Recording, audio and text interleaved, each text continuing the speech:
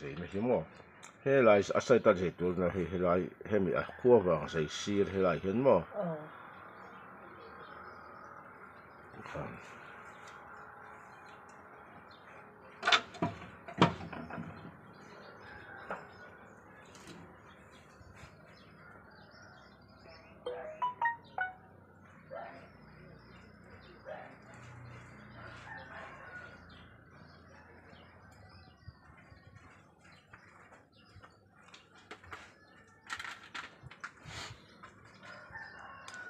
he ta hian kon han clip ta ni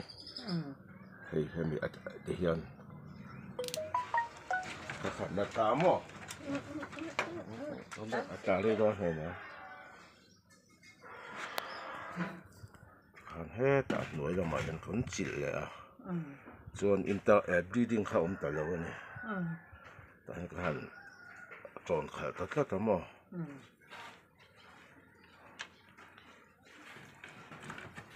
lo ta lo la la cha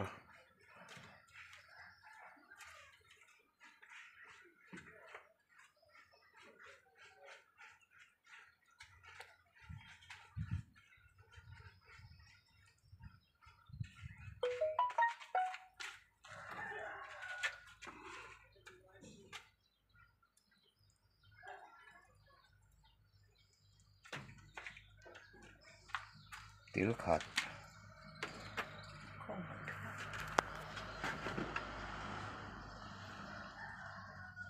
tre lâu phiền mày mo khan thì khá suộc tấm nhiệt của mày mo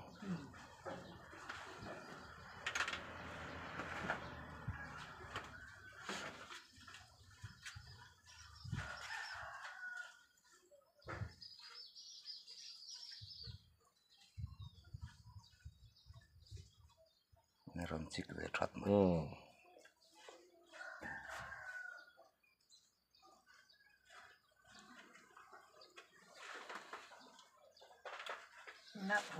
thi chua dan nan khan chep lenga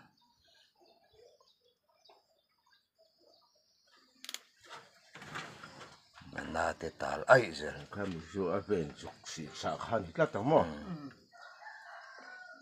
a tre lâu sim ni a ver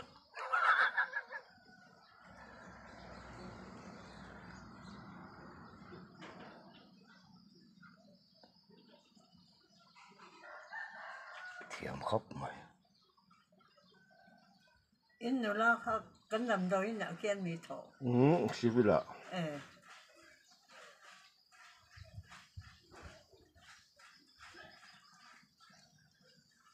a doctor em cả doctor lo stop nurse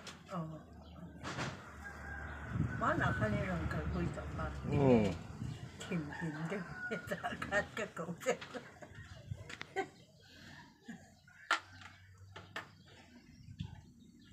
Xuân khoa hiện dạng như vậy đấy. Pathum. Ni pa pakhat. Khan thi kha chok thei ta mi lo mo. Ha sam khan me ya. Chuan Neosporin ko da mo. Neosporin. Kami atem septic lo nan te lem dam do ya mo antiseptic.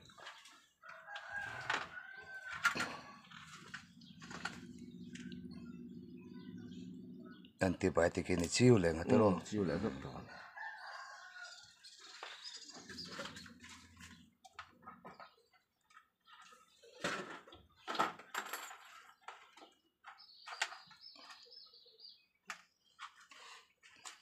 mo he hi athi chia so na tur khan kan zo ko nge tur ania mo kem te zo ko ngai ni chu stitch phui vek loin a phui vek khan chu na kina nge khan kan sei na kara thi chia kha chuan om lo kho pa phui re re chuanin pan chia chang the pan chia tai rim chhe mai mo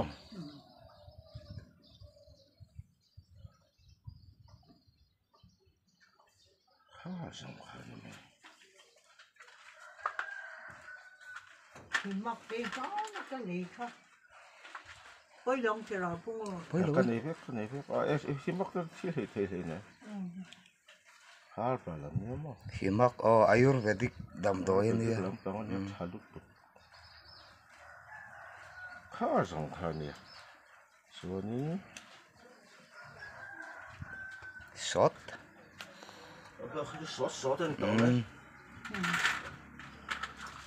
sốt đấy làm mà ở trên sông quay nuôi làm ăn nghe khách kia anh stock lâu năm cô một phép khui mua thì bỏ rồi phải rượu xe ở tủ rồi khách thì mấy tủ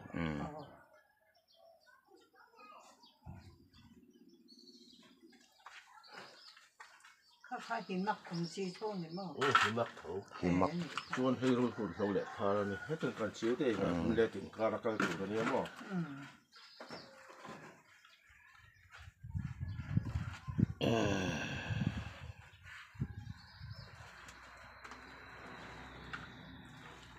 thì antibiotic cái này long acting cái gì hết thì mà 이 옆에 같이 현대 통초가 더가 chịu non để ngay ngay tội rồi em cho nên là chọc nó mà